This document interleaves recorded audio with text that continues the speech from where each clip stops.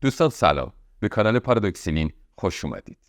امروز میخوایم به برخی از جزئیات زندگی شهریار، شاعر بزرگ آذربایجانی بپردازیم. مرد خوش‌طریق و مهربون ولی منزوی ادبیات ما که شایعات اطراف زندگیش به نوعی اون رو برای خیلیامون ناشناخته و مرموز جلوه میده. اما به راستی شهریار واقعی کیه؟ شهریاری که برای حکومت شعر میگه یا شاعری که آزاده و درویشوار زندگی کرد و در فقر مرد؟ امروز میخوایم این موضوع رو از زبان بیوک نیک‌اندیش از معدود نزدیکان شهریار که تا لحظه مرگ در کنارش بود بشنویم. اسم این ویدیو شهریار ملک سخن. محمد حسین بهجت تبریزی ملقب به شهریار. قصه شهریار از فراز و نشیب‌ها، تلخی‌ها و ناکامی‌های زندگی حکایت داره. تو شرح جزئیات حیات مملو از رنج و غم خالق حیدربابا در طول متجاوز از 40 سال روزنامه‌ها و مجلات مطالب فراوانی نوشتن و کتاب‌های زیادی منتشر شده. درباره حیدربابا بزرگان شعر و ادب سال‌هاست بحث می‌کنن و سیطره این اظهار نظرها از قلمرو ادبیات فارسی و ترکی فراتر رفته و خودش مبحث دیگه‌ایه. و اما شهریار در شأن نزول منظومه حیدربابا گفته: در دلم بود که سرودی هم به شیوه ترانه‌های محلی داشته باشم که در ذائقه محلی‌ها، خاصه در کام همبازی‌های دوران بچگیم، شیرین تر نماید.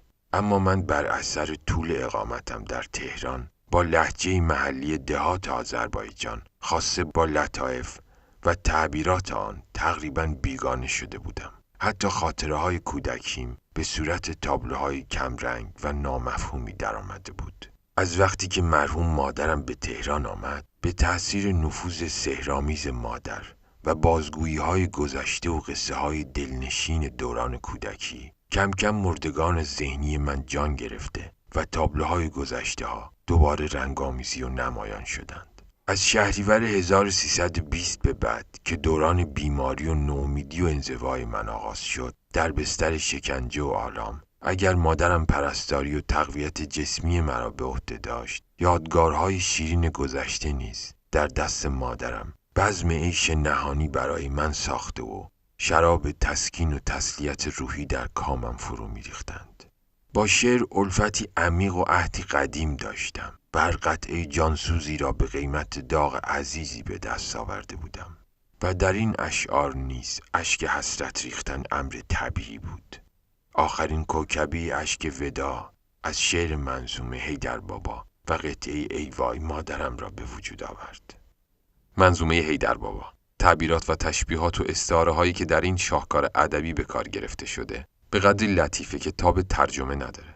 ممکنه به مرور کوه حیدربابا با خاک یکسان بشه و از دیده ها پنهون بشه، اما تا دلی از مردم حساس آذربایجان در تنگنای سینه میتپه، شعر شهریار همچنان پایدار خواهد بود.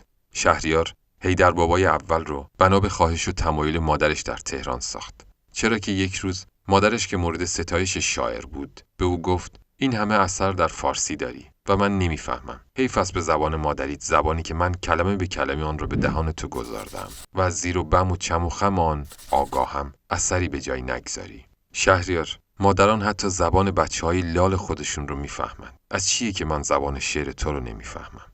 و بدینسان حیدربابا متولد شد.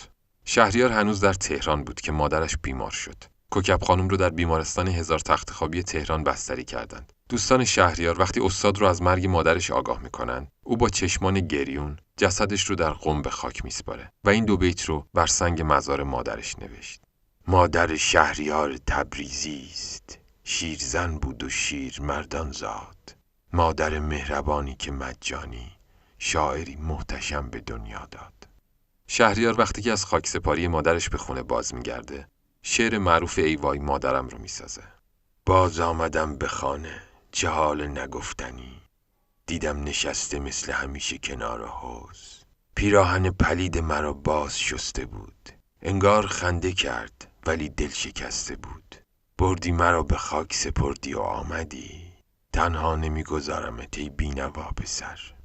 میخواستم به خنده درآیم ز اشتباه، اما خیال بود. ای وای مادرم، نه او نمرده است که من زنده ام هنوز. او زنده است در غم و شعر و خیال من. میراث شاعرانه من هرچه هست از اوست. کانون مهر و ماه مگر می شود خموش؟ آن شیرزن بمیرد، او شهریار زاد. هرگز نمیرد آنکه دلش زنده شد به عشق. شهریار پس از درگذشت مادر عزم بازگشت به تبریز میکنه و در این باره از لسان الغیب تفاعل میکنه و پاسخ خواجه چنین بوده: غم غریبی و مهنت چون بر نمیتابم، به شهر خود روم و شهریار خود باشم. شهریار سالهایی را در تهران سپری میکنه و اونگاه با دلی شکسته به آغوش آذربایجان باز میگرده. درد انباشته در سینه سوزانش رو به زبان مادریش در شعر شاتر اغلان چنین بیان میکنه: Tehranın qeyrəti yox şəhriyarı saxlamağa, gəlmişəm Təbrizə qoy yaxşı yaman billənsin. مفهوم شعرینه: تهران غیرت نگه داشتن شهریار رو نداره. اومدم تبریز تا فرق بین خوب و بد معلوم بشه. سرانجام شهریار در سال 1332 بعد از 32 سال سکونت در تهران به تبریز اومد. بانک کشاورزی که در اونجا شاغل بود کمک کرد خونه کوچیکی به مبلغ 25,000 تومان به پول اون روز براش خریدند. اما سالهای دراز تو اون خونه احساس دلتنگی میکرد، چرا که هر روز فقط چند ساعت آفتاب رو میدید. بعدها که ساختمان‌های چند طبقه تو مجاورت این خونه محقر بنا شد، دیگه از آفتاب و حرارت جانبخشش به کلی محروم شد و در شکوه و ناله از این خونه زندان مانند میگفت: آسمان با دیگران صاف است و با ما ابر دارد. می شود روزی صفا، با ما هم اما صبر دارد. پایه های کلبه من چون دلم لرزان و ریزان، لیکن استبل فلانی پایه ستبر دارد. شهریار نمیتونست شخصیت خودش رو پشت میز کارمندی محبوس کنه. به همین جهت رئیس اداره بارها اونو به کمکاری تو انجام وظیفش متهم کرد و با اون بدرفتاری میکرد. خودش در این باره گفته بود: در عالم رویا دیدم یکی این آیه را برایم خواند: اذا جاء نصر الله فتح قریب و من یتوکل علی الله فهو حسبه. صبح که به اداره رفتم احساس کردم همه چیز درباره من تغییر یافته، از جمله اینکه نظر رئیس نسبت به من عوض شده. او میخواهد دل شکسته‌ام را التیام بخشد. با این وصف از شغل دولتی بیزار بودم. استاد شهریار در یکی از سروده‌هاش این نارضایتی رو از شغل دولتی خودش منعکس میکنه: من نباید ز بحر چندرغاز، کنم از ناکسان تحمل ناز. این زمان شاعری چو من قادر، نادر افتد عزیز من نادر.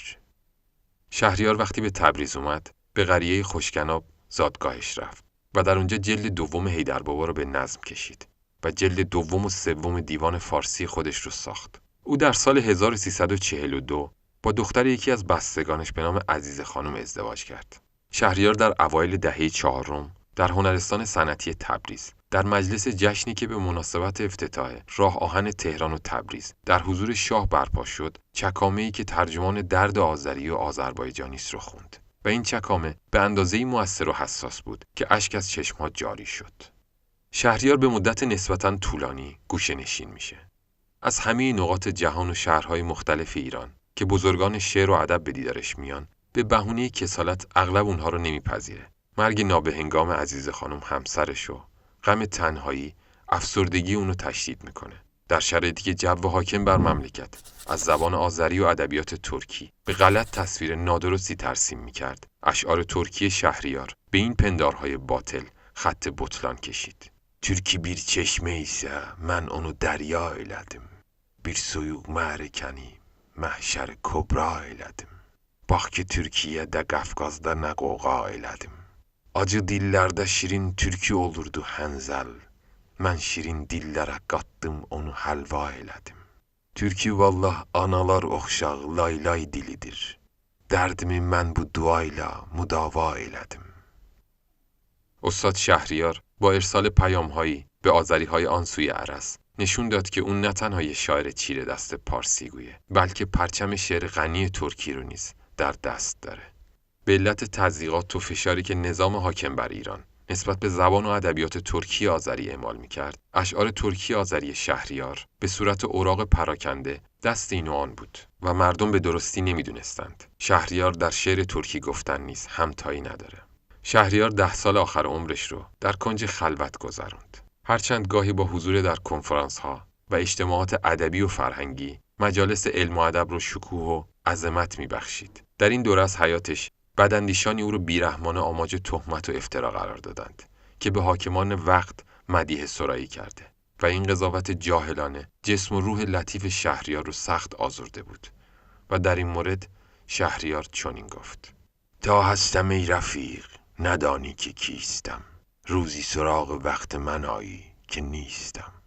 در آستان مرگ که زندان زندگی است، تهمت به خویشتن نتوان زد که زیستن. پیداست از گلاب سرشکم که من چون گل یک روز خنده کردم و عمری گریستم. گوهرشناس نیست در این شهر شهریار، گوهرشناس نیست در این شهر شهریار. من در صف خزف چه بگویم که چیستم. سرانجام در 27 شهریور سال 1367 شهریار در بیمارستانی در تهران چشم از جهان فرو بست. جنازش رو مردم تبریز با ابهت و شکوه کم نظیر تشییع کردند و در مقبرة الشهرا به خاک سپردند. بدین ترتیب شهریار اعجوبه شعر پارسی در طول 700 سال بعد از درگذشت سعدی و حافظ در اوج شهرت و نامآوری به تاریخ پیوست.